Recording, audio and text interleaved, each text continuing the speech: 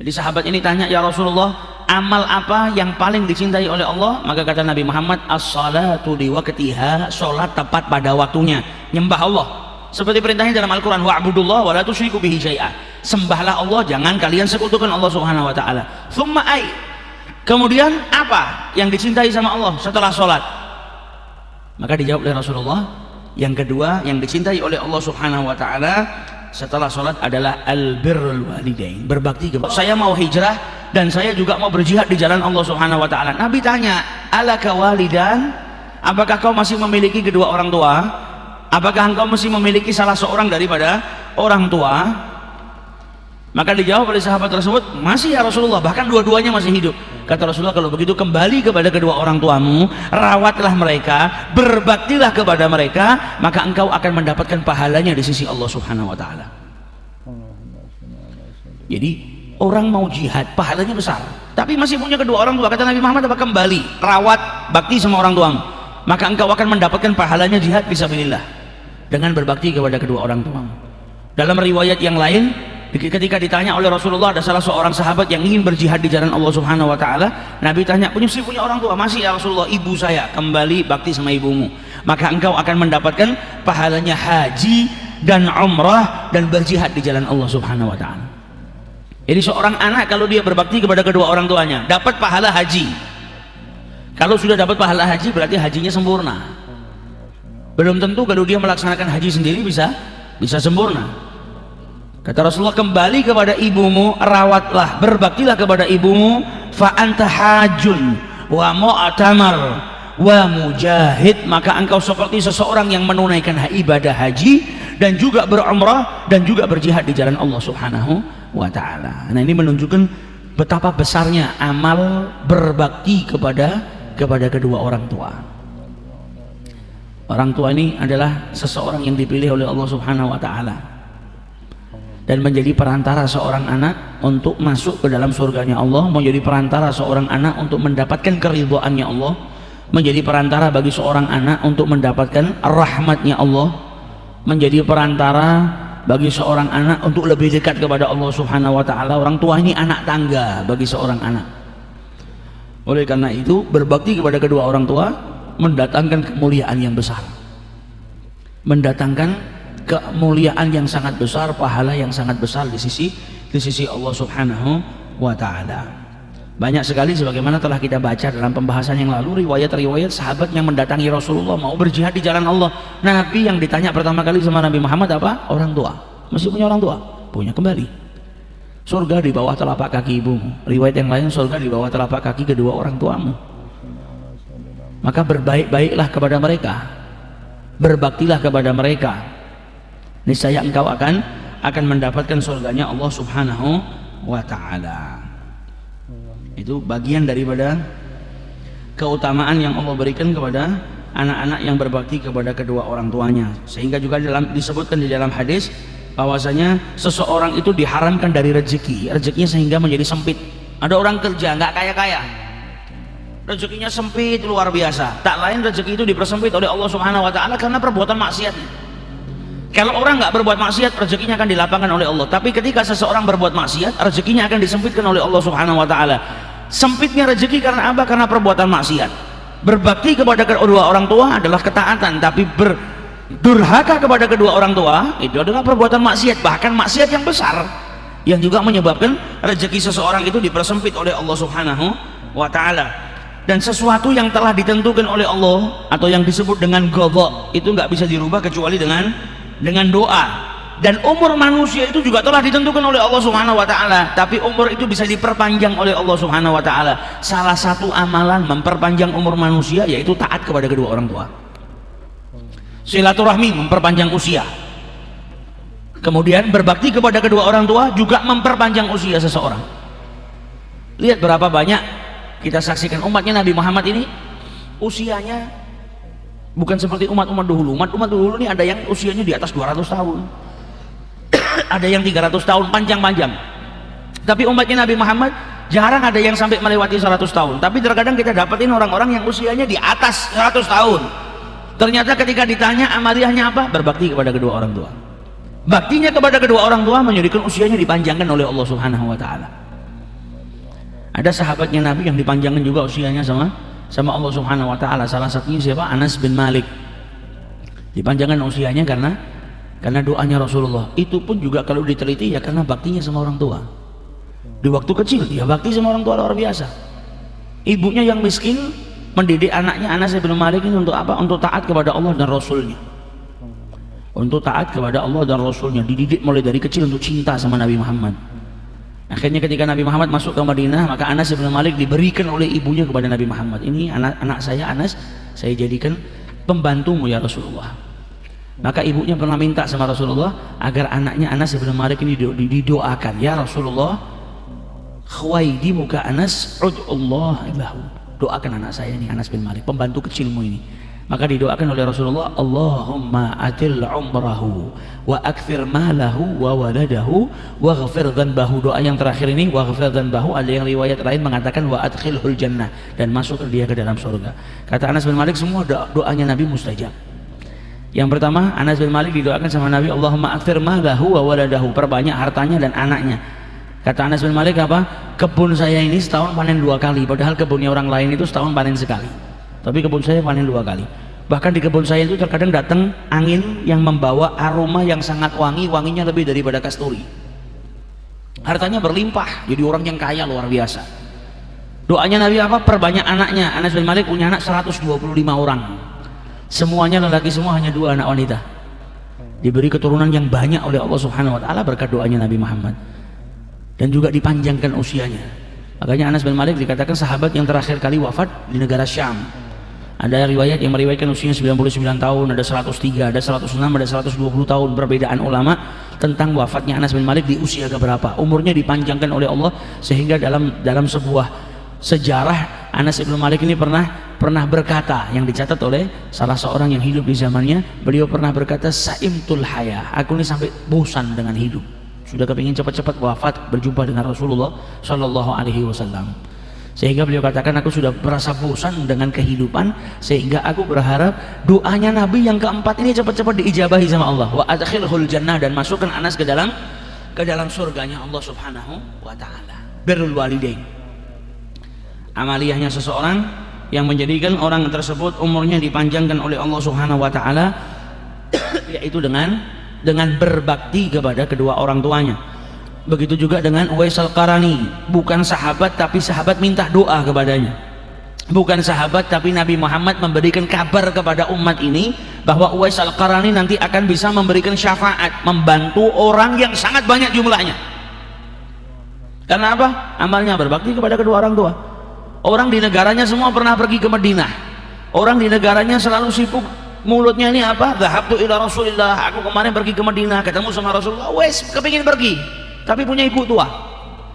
Izin sama ibunya, kata ibunya, siapa yang ngurus saya kalau engkau pergi? Siapa yang mengurus kambing-kambing kita kalau engkau pergi? Sampai akhirnya di masa hidupnya Rasulullah, Uwais Al-Qarani tidak berjumpa dengan Rasulullah SAW. Dalam sebuah riwayat dikatakan Uwais sempat berjalan ke Madinah untuk berjumpa dengan Rasulullah, tapi sampai di Madinah Nabi Muhammad sedang ada di peperangan Tabuk. Dan wasiat ibunya apa? Sampai di sana ketemu gak ketemu cepat pulang, karena saya butuh dirimu. Baktinya kepada orang tua sampai menjadikan Uwais Al-Qarani ini bukan sahabat, tapi para sahabat minta doa kepada dirinya. Sampai Rasulullah mewasiatkan kepada Sayyidina Umar, nanti kelak anak ini Uwais Al-Qarani akan datang setelah wafatnya Nabi Muhammad.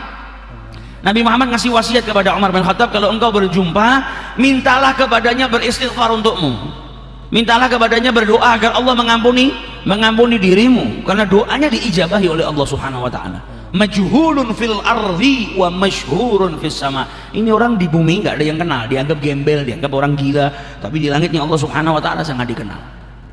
Uwais Al-Qarani di Yaman, di negaranya Yaman, nggak dianggap manusia, dianggap orang dipandang sebelah mata, orang miskin. Bahkan ada beberapa orang yang menganggap dia orang gila karena hidupnya sama Allah Subhanahu wa taala. Hidupnya digunakan untuk beribadah kepada Allah Subhanahu wa taala. Pakaiannya sobek-sobek, nggak punya apapun. Kalau makan terkadang ngais-ngais di sampah, jadi makanan sisa dari manusia. Bahkan kalau makan terkadang ada anjing datang ke sebelahnya. Anjing itu menggonggong seakan-akan ngasih isyarat, ini sampah tempatnya saya makan, bukan tempatnya manusia. Maka apa kata Uwais Al-Qarani? Anta kul mimma yali wa ana akul mimma yalini. Aku makan di tempatku, di bagianku, tidak ganggu bagianmu. Kau makan di bagianmu, kita sendiri-sendiri. Kalau ngelihat anjing terkadang menangis, engkau ini nggak dihisab sama Allah Ta'ala. Kalau saya dihisab dan nanti saya berhasil, saya dimasukkan surga, berarti saya lebih mulia daripada engkau. Tapi kalau saya nanti nggak berhasil dia hisab, saya dimasukkan neraka, berarti engkau lebih mulia daripada saya. Hatinya Uwais Al-Qarani, hati yang sudah dekat sama Allah Subhanahu wa Ta'ala. Makanya ketika datang ke Mekah, ketika datang ke Madinah, Sayyidina Umar bin Khattab teringat dengan sabdanya Rasulullah. Ada rombongan dari Yaman datang, ditanya sama Sayyidina Umar, afikum Uwais, apakah ada di antara kalian yang bernama Uwais? Maka orang-orang Madinah ini bingung, Uwais siapa yang kau maksud wahai Amirul Mukminin? Kami ini gak kenal orang nama Uwais kecuali salah seorang miskin yang pergi sama kami ini ikut rombongan jaga unta-unta kami. Dia ada di ujung Madinah nih, mengembalakan unta-unta kami, ngasih makan, ngasih minum, mandikan unta kami, memperistirahatkan unta kami. Gak ada Uwais yang lain, karena mereka gak masuk di kepala mereka, gak masuk di otak mereka kalau yang dimaksud sama Umar bin Khattab Uwais itu, karena Uwais ini orangnya gak dipandang. Kami gak kenal orang nama Uwais kecuali itu. Kata Sayyidina Umar, antarkan saya ke sana. Sayyidina Umar ngajak Sayyidina Ali, ayo kita pergi temuin Uwais. Ini yang diwasiatkan sama Rasulullah. Bahkan Nabi Muhammad ngasih tanda-tanda Uwais ini pernah punya penyakit baras, punya penyakit seperti belang putih-putih di badannya, dan dia minta sama Allah agar disembuhkan dari penyakit belangnya. Disembuhkan sama Allah, tapi dia minta disisakan sedikit, sehingga ada sedikit daripada penyakit belangnya itu di telapak tangannya yang besarnya seperti logam dirham. Kenapa minta disisakan sedikit? Supaya kalau ngelihat teringat pernah diberikan sakit sama Allah Subhanahu wa Ta'ala, sehingga dia bisa bersyukur kepada Allah Subhanahu wa Ta'ala, disembuhkan. Sampai seperti itunya. Didatangi sama Sayyidina Umar. Sayyidina Umar minta doa, sampai Uwais Al-Qarani berkata, apa engkau Amirul Mukminin minta doa sama saya? Nggak pantas. Kata Sayyidina Umar, apa? Nggak masalah pantas nggak pantas, Rasulullah yang nyuruh saya minta kepada. Akhirnya didoakan sama Uwais Al-Qarani. Ditawarin sama Sayyidina Umar, dari sini kau mau kemana? Irak, Basrah. Kalau begitu tunggu saya ambilkan uang dari Baitul Mal. Kata Uwais, apa ini? Saya punya uang, upahnya mengembalakan unta 4 dirham. Nggak tahu apakah uang ini saya masih bisa hidup sampai uang ini habis. Ibarat kata 40.000 rupiah. Kita mungkin kalau di Solo bisa makan 4 bungkus lah, bisa pagi siang malam ketemu sarapan lagi. Saya nggak tahu apakah uang ini habis dan saya masih hidup. Bisa jadi baru saya pakai sedikit saya sudah mati. Saya nggak butuh, cukup ini. Kalau begitu saya ambilkan pakaian yang bagus. Kata Sayyidina Umar, pakaiannya sudah compang-camping, sudah jelek. Oh ini masih bagus, masih bisa dipakai. Saya nggak tahu apakah saya masih hidup ketika pakaian ini sudah sobek-sobek dan sudah tidak layak dipakai. Selagi masih bisa saya pakai. Kalau begitu saya akan kabarkan ke Malik al-Basrah yang megang Basrah, gubernurnya, supaya dia ya'tani bika, memperhatikan dirimu, bantu dirimu. Kata Uwais, jangan. Saya lebih suka seperti orang yang nggak dipedulikan, orang-orang biasa, rakyat-rakyat biasa, nggak ada yang kenal. Saya lebih suka. Ini hatinya orang yang sudah dekat sama Allah, orang yang bakti sama orang tuanya, sudah nggak ada lagi penyakit hati. Berbakti kepada Allah ini jadikan hatinya orang bersih, jadikan dijauhkan daripada penyakit-penyakit hati, dijauhkan sama Allah Subhanahu wa Ta'ala dari al-qadarat, kotoran-kotoran yang menjadikan hatinya manusia kotor. Kemudian kata Rasul sallallahu alaihi wasallam, wasiatnya Nabi Muhammad sallallahu alaihi wasallam kepada umatnya, apa wasiatnya? Birru abaukum tabarrukum abnaukum. Berbaktilah kepada ayah-ayah kalian, kedua orang tua kalian, niscaya anak-anak kalian pun akan berbakti kepada kalian. Wa'ifu ta'iffa nisa'akum, jagalah diri kalian dari wanita yang tidak halal bagi kalian, niscaya wanita-wanita kalian pun akan dijaga oleh Allah Subhanahu wa Ta'ala. Ini wasiatnya Nabi Muhammad penting, karena sebagaimana dijelaskan, kama tadinu tudan, apa yang kau perbuat akan kembali kepada dirimu. Engkau bakti sama orang tua, anak-anakmu bakti. Engkau durhaka kepada kedua orang tuamu, anak-anakmu kelak juga akan durhaka kepada dirimu. Apa yang kau perbuat kembali, hukum alam kalau disebutnya, yang kau perbuat kembali. Maka wasiatnya Nabi Muhammad apa? Birru abaakum, baktilah kepada kedua orang tuamu. Apakah seluruh orang tua kita harus berbakti? Seluruh orang tua, mau dia orang tuanya saleh, mau dia orang tuanya kafir sekalipun, anaknya wajib berbakti. Apakah harus taat semua kepada semua perintahnya? Selagi tidak menyimpang dari syariatnya Allah harus taat. Andai kata menyimpang daripada syariatnya Allah, dia tidak wajib mengikutinya, tapi bukan berarti menjadikannya diperbolehkan untuk durhaka. Tetap harus hormat, harus taat sama orang tuanya, harus bakti sama orang tuanya. Gak ada illah, mau orang tuanya kafir terus, orang tua saya kafir kok, nggak nyembah Allah Ta'ala, buat apa saya taat kepada dirinya? Tetap engkau suruh taat. Yang nggak diperbolehkan kalau sampai dia memerintahkan kepadamu apa? Perkara-perkara yang dilarang oleh syariat, bertolak belakang dengan syariat. Tapi adapun penghormatanmu, baktimu, cintamu tetap diminta sama Allah Subhanahu wa taala. Justru orang-orang yang orang tuanya bukan orang tua yang saleh, itu ujiannya lebih besar. Termasuk daripada ketaatan seorang anak kepada kedua orang tuanya apa? Berharap orang tuanya masuk surga. Termasuk ketaatan anak kepada orang tuanya apa? Berharap orang tuanya itu berbuat baik, beramal saleh. Berarti engkau dituntut bagaimana caramu merubah orang tuamu. Dengan cara yang berbeda, bukan dengan cara kita sama teman kita, karena bicara sama orang tua ada adabnya. Orang tua mungkin belum sholat terus kita mengingatkan, beda dengan kita mengingatkan anak kita. Kalau anak tinggal ngomong ayo sholat, jam segini belum sholat, sama orang tua nggak bisa seperti itu. Ada adabnya, jangan sampai niat baikmu malah justru mendatangkan kemurkaan Allah. Ketika orang tuamu marah, Allah murka kepada dirimu. Ada adabnya. Seorang anak yang masih punya orang tua ahli maksiat, sering bermaksiat, belum berubah, maka bagaimana caranya taat kepada kedua orang tua supaya orang tuanya berubah? Tunjukkan akhlakul karimah, berakhlak yang baik, beradab yang baik, maka akan merubah orang tua kita.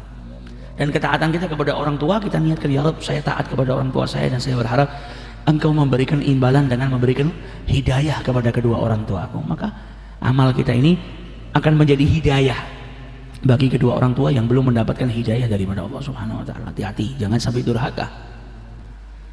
Karena apa? Semua nanti dikembalikan sama Allah. Yang pernah mukul orang tuanya nanti akan dipukul sama anaknya. Yang pernah nyanyiakan orang tuanya nanti akan disia-siakan sama anaknya. Yang tidak pernah nurut sama kedua orang tuanya, dia akan punya anak yang tidak nurut dengan dirinya, bahkan terkadang lebih daripada itu. Kita disuruh ngicipin sama Allah Subhanahu wa taala sakitnya orang tua kita. Sakit. Ketika kita membantah perintahnya atau ngomong kasar, kita akan merasakan, orang tua kita itu akan merasakan sakit yang luar biasa, dan kita nanti disuruh ngicipin sama Allah Subhanahu wa taala. Wa iyadzubillah. Maka wasiatnya Nabi Muhammad, birru abaukum, taatlah kepada ayah-ayah kalian, orang tua kalian, tabarrukum abnaukum, niscaya anak-anakmu pun akan berbakti kepadamu. Wa'ifu ta'ifa nisaakum, hati-hati juga dengan wanita yang tidak halal daripada dirimu, jaga dirimu dari wanita tersebut. Maka Allah Subhanahu wa taala akan menjaga wanita-wanita kalian. Kalau kita jaga diri dari wanita yang tidak halal, maka wanita yang halal bagi kita akan dijaga sama Allah. Kita keluar dari rumah, dia dikasih keamanan sama Allah taala. Kita ganggu wanitanya orang, wanita kita akan diganggu.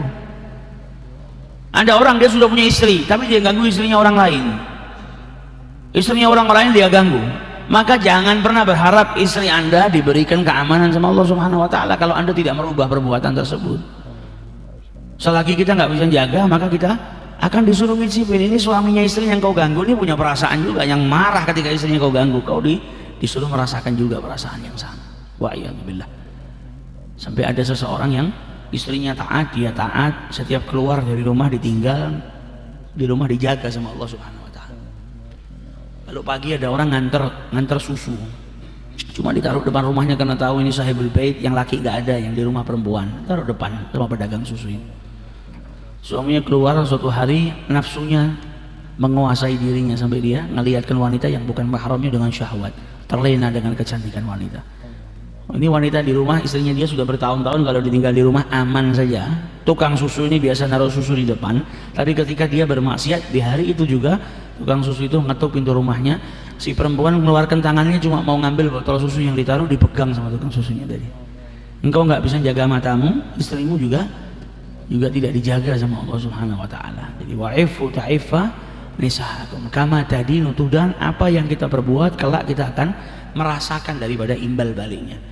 Yang berbakti kepada kedua orang tua, maka anak-anaknya akan berbakti. Yang tidak berbakti, bahkan sebagian riwayat diriwayatkan sama ulama apa?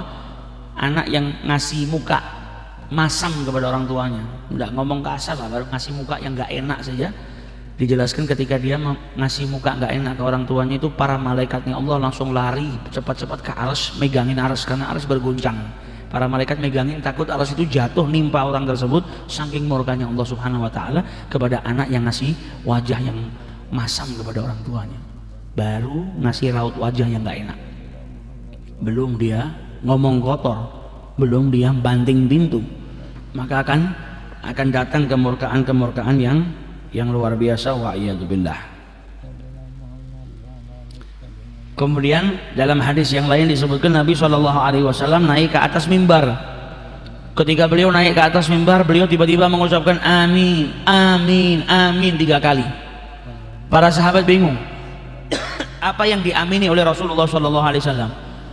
Maka selesai mengucapkan, Nabi Muhammad berkata kepada para sahabatnya, atani Jibril, telah datang kepadaku malaikat Jibril alaihi salam.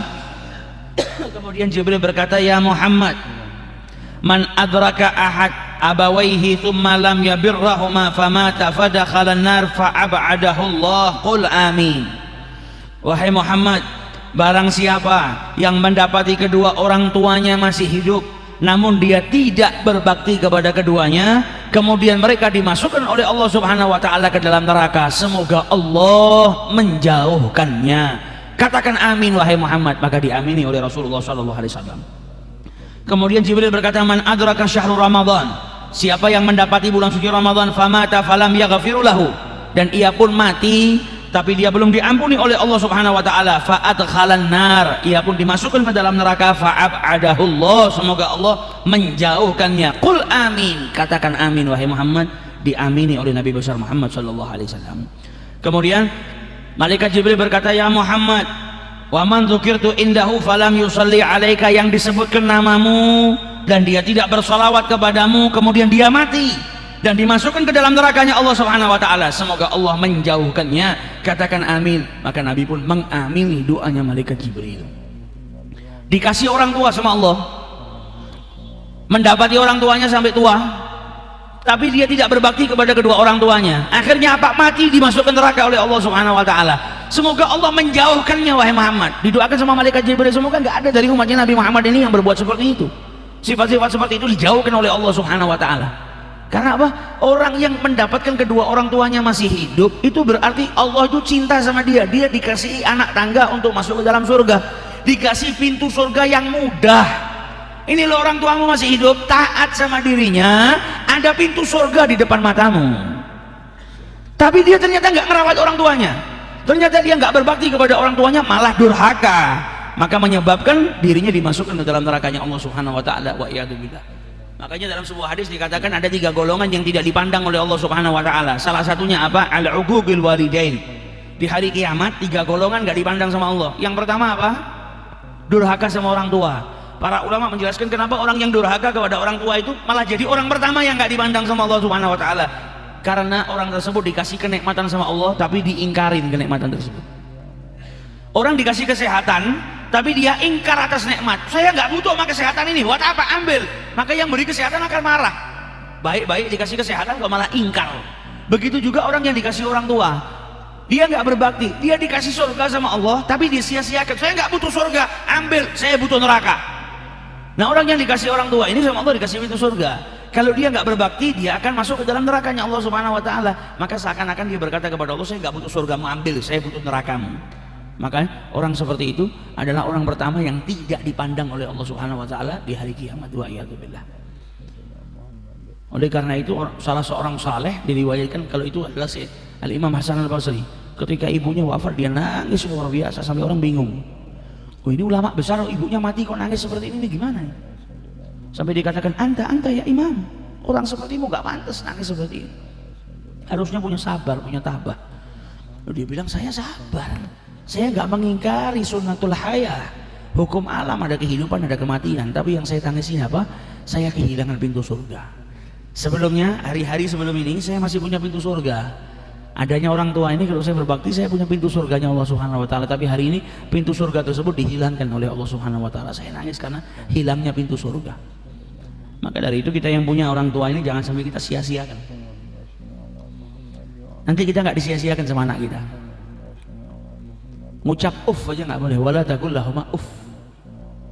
Kalau bahasa Indonesianya nah ambilkan makan nanti, nggak boleh. Datangkan murkanya Allah, ini nggak boleh. Apalagi kalau sampai berkata-kata kosong, nyakitkan hatinya orang tua. Naudzubillah min dzalik, bakti orang sama orang tua. Ibu kita ini nggak pernah minta upah, ayah kita juga nggak pernah minta upah. Yang penting anaknya bahagia, yang penting anaknya jadi orang soleh. Itu harapannya orang tua. Di kandungan ibunya 9 bulan, kadang nendang sakit, kadang rela makan walaupun gak nafsu supaya buah hatinya itu mendapatkan nutrisi. Ketika lahir ibunya ngalamin sesuatu yang nggak pernah dialamin sama seorang lelaki, ngalami sesuatu yang dahsyat, bainal hayati wal maut. Seorang ibu yang melahirkan anaknya itu di antara hidup dan mati.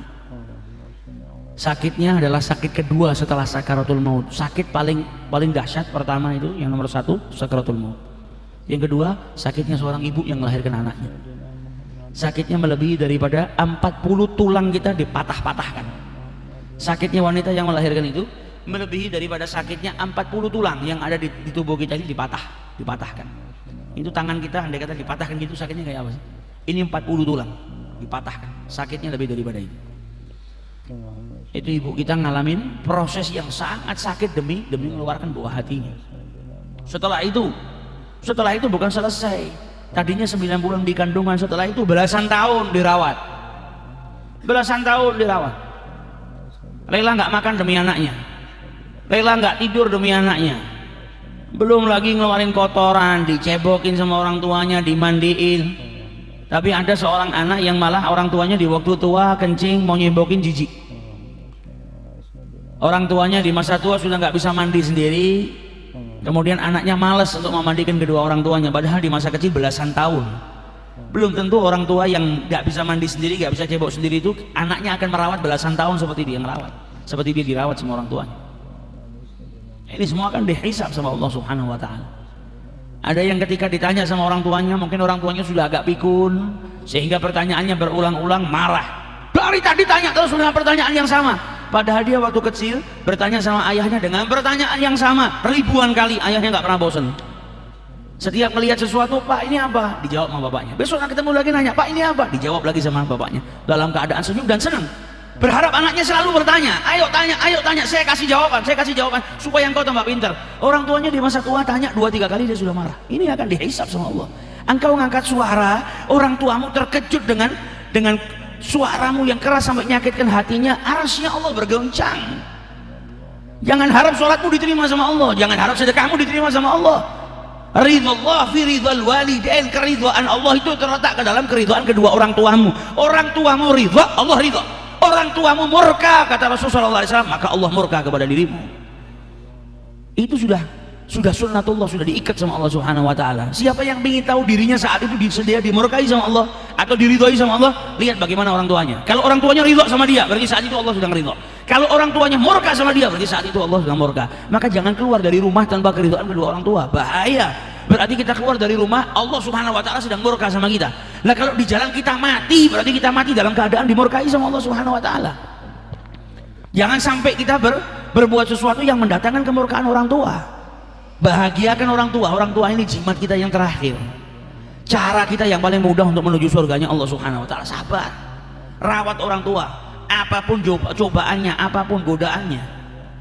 Lihat bagaimana salah seorang sahabatnya Nabi Muhammad yang ketika wafat tanpa ada keridhaan daripada orang tuanya, sampai Nabi mau ngambilkan kayu dan ibunya bertanya, akan kau apakan anakku ya Rasulullah? Saya bakar. Lebih baik dia dibakar di dunia daripada dibakar di akhiratnya Allah Subhanahu wa Ta'ala di neraka. Nabi sengaja berkata seperti itu supaya orang tuanya ini mau memaafkan. Dan Nabi mau menunjukkan kalau ini anak mati dalam keadaan gak diridhoi sama orang tuanya murka, na'udzubillah, akan dibakar di nerakanya Allah Subhanahu wa Ta'ala sampai orang tuanya meridhoi. Allahumma anni radin, diridhoi sama Rasulullah, diridhoi sama ibunya. Nah ini bahaya, jangan sampai kita nanti dibalas. Mungkin kita berbuat 10%, dibalas sama anak kita 30%. Wa iyadzubillah. Setiap orang itu kan selalu berharap punya anak yang soleh, anak yang berbakti. Kalau dia nggak berbakti, bagaimana dia mau dapat anak yang berbakti? Dan sebagai orang tua, didik anaknya ilmu syariah. Kalau berharap anaknya berbakti kepada kedua orang tua, didik ilmu syariah. Kalau syariatnya Allah nggak dididikkan kepada anaknya nggak dididik ilmu agama, dididiknya matematika, fisika, biologi saja, maka anak nggak tahu caranya berbakti seperti apa. Karena di ilmu-ilmu dunia nggak ada caranya berbakti. Apa kita nggak berharap kita mati tetap dapat pahala? Kata Nabi Muhammad, kullu bani Adam, setiap anak cucu Adam itu kalau mati in qata'at amaluhu, amalnya terputus, sudah selesai. Kecuali 3 golongan. Salah satu daripada 3 golongan apa? Doanya seorang anak yang soleh untuk kedua orang tuanya. Doa itu banyak, anaknya sedekah, pahalanya dihadiahkan kepada orang tuanya. Anaknya ngundang orang makan, dikasih makan orang, pahalanya buat kedua orang tuanya. Ini doanya seorang anak soleh buat anaknya. Apa kita nggak berharap kita mati dimakamkan tetap dapat pahala? Nah ini kita nggak bisa dapatkan kecuali didik anak. supaya jadi anak yang soleh. Lu saya nggak punya ilmu, anakmu ajak ke tempat-tempatnya orang soleh supaya dapat pendidikan, ajak ke tempat pengajian kalau engkau tidak bisa mendidiknya sendiri, kalau berharap anaknya soleh.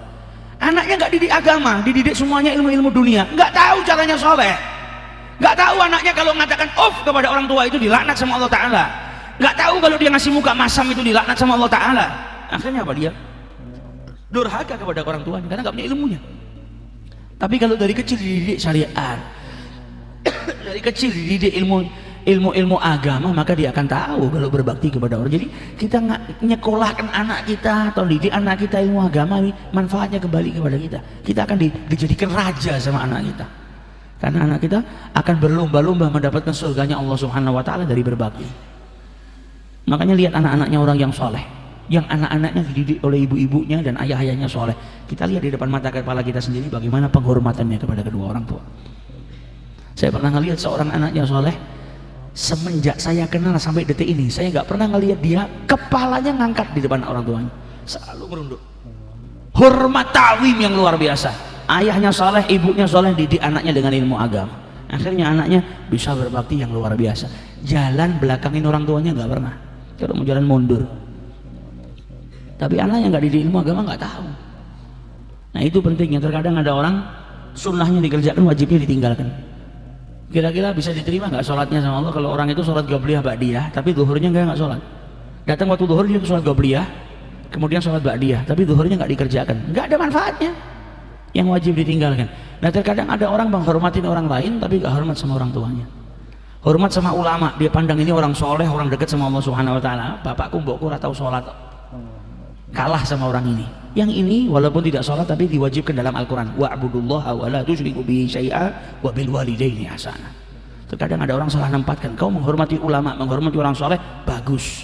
Tapi kalau penghormatanmu kepada orang soleh menjadikan engkau durhaka kepada orang tuamu, itu ada penyakit di hatimu. Kalau sampai engkau nggak berbakti sama yang wajib, yang sunnah kau kerjakan, ibarat kau sholat qabliyah, zuhur, tapi zuhurnya nggak kau kerjakan. Sampai para ulama itu kalau ada orang yang cium tangan sama dirinya tanya, kau di rumah cium tangan sama orang tuamu seperti ini enggak? Hormat sama orang tuamu seperti ini enggak? Kalau enggak pulang, belajar seperti ini kepada kedua orang tuamu. Jangan sama orang lain taat, sama orang, sama bosnya takut diajak omong merunduk, sama orang tuanya kalau diajak omong petantang-petenteng. Nggak akan kaya orang yang seperti itu, nggak akan dapat jabatan lebih dari bosnya orang yang seperti itu. Dan andai kata bosnya tahu perbuatan anak buahnya seperti itu, akan dibuang itu anak buahnya. Sama orang tua yang melahirkan saja nggak hormat, apalagi sama saya. Hormatnya sama saya berarti munafik, di depan saya, di belakang saya tidak. Kama tadinu tudan, ingat apa yang kau perbuat akan kembali. Orang-orang kafir saja sekarang berlomba-lomba nyekolahkan anaknya, mencontoh orang Islam, mempelajari ilmu agama Allah agar mereka tidak disia-siakan di masa tua. Kita sebagai orang tua sudah selayaknya mengajarkan anak-anak kita untuk belajar syariatnya Allah Subhanahu Wa Taala supaya anak-anak kita nanti bakti sama kita. Panggil anak kita mulai dari kecil, dengarkan bacaan Fatihahnya, kemudian tanya kepada dia sholat apa belum. Jangan sampai jadi orang tua yang malu mau nanya sholat apa belum, kecuali kita nggak sholat. Nah orang tua yang nggak nanya kepada anaknya salat, sudah sholat apa belum, itu biasanya orang-orang tua yang dia ninggalin sholat. Makanya dia mau nanya sama anaknya sudah sholat apa belum, malu. Ini tanggung jawab. Perhatian kita kepada anak kita seperti itu, nanti manfaatnya apa? Anak kita akan berbakti kepada kita. Jangan sampai kita nggak didik terus kita nggak mengharap anak kita berbakti. Lalu ilmunya nggak ada. Dia nggak tahu kalau berbakti itu sebuah kewajiban. Bagaimana mungkin dia akan berbakti? Nah itu yang diajarkan oleh Rasulullah Sallallahu Alaihi Wasallam. Bahkan orang tuanya kafir sekalipun tidak menjadikan dirinya terus harus menjauh daripada orang tua atau memutus tali silaturahmi dengan orang tuanya, tetap diwajibkan dia berbakti kepada kedua orang tuanya. Sehingga dulu ada salah seorang yang berbuat maksiat besar, dia datang kepada Rasulullah, ya Rasulullah, saya baru saja berbuat dosa besar. Kata Nabi Muhammad, kau masih punya ibu?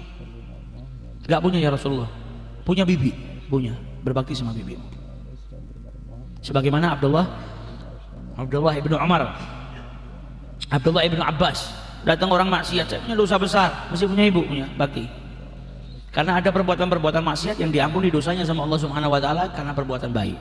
Wa adbi sayyi'atil hasanah tamhuha, dan barengilah perbuatan-perbuatan buruk ini dengan amal-amal baik. Niscaya amal baik itu akan menghapus perbuatan burukmu. Ada orang, saya punya dosa besar, caranya meleburkan dosa saya gimana? Punya ibu, bakti sama ibumu. Saya nggak dapetin amalan yang lebih mulia daripada berbakti kepada kedua orang tua, kata Abdullah bin Abbas. Maka berbaktilah kepada ibumu, insya Allah dosa-dosamu akan diampuni. Rasulullah pun begitu. Sampai ditanya, Rasulullah kau punya ibu? Nggak punya. Punya bibi? Punya. Bakti sama bibimu. Bakti sama mertuamu. Karena mertua itu bagikan seorang ibu. Berbaktilah.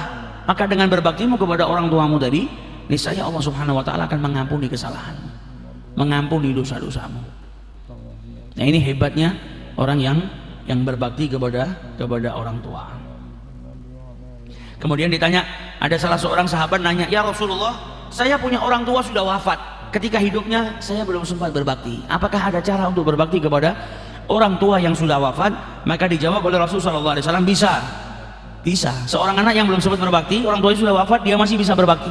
Caranya gimana? Maka dijelaskan oleh Rasulullah SAW, as-salatu alaihima ay ad-du'a, yaitu dengan mendoakan mereka berdua. Mendoakan mereka berdua itu salah satu cara. Anak itu bisa berbakti kepada orang tuanya yang sudah wafat.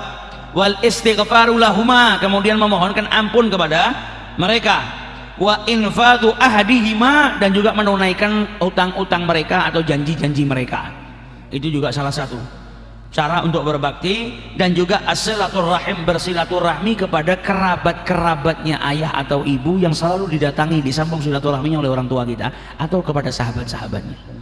Nah, ini cara-cara untuk menghormati dan juga memuliakan sahabat-sahabatnya orang tua kita. Ini salah satu cara untuk berbakti kepada orang tua yang sudah wafat. Didoakan, diistighfarkan, mintakan ampun sama Allah Subhanahu wa taala. Kemudian ayah kita biasa silaturahmi kemana? Kita lanjutkan. Kemudian apa? Memuliakan teman-temannya ayah kita. Lagi koncone bapakku biar dihormati, didatangi, disilaturahmi, dimuliakan sebagaimana dia muliakan orang tuanya. Maka itu salah satu caranya berbakti. Sampai Abdullah bin Umar ini pernah ada naik tunggangannya, dia naik unta tunggangannya. Abdullah bin Umar orang yang alim di zamannya, orang yang dari kalangan sahabat yang dimuliakan. Tiba-tiba ngelihat Arab miskin, Arab biasa jalan. Beliau turun, orang Arab tersebut dikasih selendangnya, serbannya yang berwarna hijau diberikan kepada orang Arab tersebut. Kemudian orang Arab tua tadi ini dinaikkan ke atas untanya, sampai yang megangin untanya Abdullah bin Umar dan sahabat-sahabatnya ini bingung. Abdullah bin Umar ini orang desa biasa, kau berbuat sedikit kebaikan aja mereka sudah senang. Gak perlu seperti ini, kau kasih selendangmu, kau naikkan di atas untamu. Maka kata Abdullah bin Umar, apa? Kau nggak tahu siapa dia? Dia ini sahabatnya ayahku Umar, dan ayahku Umar ini punya hubungan yang baik sama dirinya. Dan aku mendengar Rasulullah SAW menyebutkan salah satu caranya agar engkau bisa terhubung, terkoneksi dengan ayahmu yang ada di kubur, yaitu engkau tetap bisa berbakti kepada ayahmu. Salah satu caranya apa? Menyambung hubungan dengan kerabat-kerabat ayahmu atau sahabat-sahabat ayah. Dia berbuat seperti itu untuk apa? Untuk bisa berbakti kepada Umar bin Khattab, ayahnya.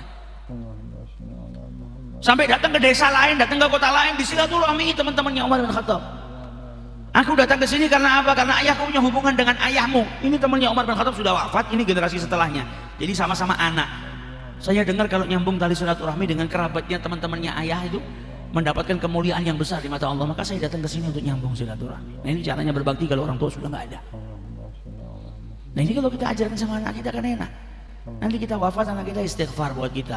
Kita wafat, anak kita doakan kita. Kita wafat, anak kita mengeluarkan sedekah untuk kita. Nah, kalau nggak pernah diajarkan, kita mati jam 9 pagi, jam 5 sore, anak-anak kita pecah. Satu sama lain saling musuhin, rebutan warisan. Sudah nggak ingat sama bapaknya, nggak ingat sama ibunya. Anak-anak kita yang kita cintai, yang kita harapkan bersatu ini, kita baru mati beberapa jam karena nggak dididik agama. Langsung saat itu juga terjadi qati'ur rahim. Belum berapa jam dimakamkan ayahnya, anaknya sama, putrinya sama, anaknya sudah lupa. Wala la doa, wala sadaqah. Kalau perlu mungkin nggak berkunjung lagi. Kunjungnya mungkin lebaran, itu pun kalau musim. Kalau sudah nanti zamannya berkembang, nggak ada lagi nyekar, udah nggak ada orang yang nyekar lagi sudah. Sampai amblek kuburan orang tuanya dia nggak datang. Padahal kita dikubur butuh istighfar, butuh doa. Nah, kalau nggak didik anaknya, bagaimana mau dapat seperti itu? Kalau perlu anaknya nggak nyolatkan, bapaknya mati dititipkan ke masjid. Ada nggak? Ada. Bapaknya mati dititipkan orang di gaji ini, tolong anak ayah saya dimandikan, habis itu dibawa ke masjid disolatkan. Dia datang di makam aja pakai baju hitam-hitam melihatin. Wala doa, wala istighfar, Walah nangis. Padahal ini kita dididik sama orang tuanya dari kecil, orang tuanya tiap didik nangis, orang tuanya nyari makan nangis. Tapi kadang nggak dididik ilmu agama, ya akhirnya seperti itu. Ditinggal sama orang tuanya nangis saja tidak, sedih aja tidak. Makanya itu pentingnya tarbiyah, mendidik anak kita sesuai dengan didikannya Nabi besar Muhammad sallallahu alaihi wasallam. Semoga Allah Subhanahu wa taala menjadikan kita anak-anak yang berbakti kepada kedua orang tua, sehingga kelak dijadikan anak-anak kita anak-anak juga yang berbakti kepada kita. Amin ya rabbal alamin.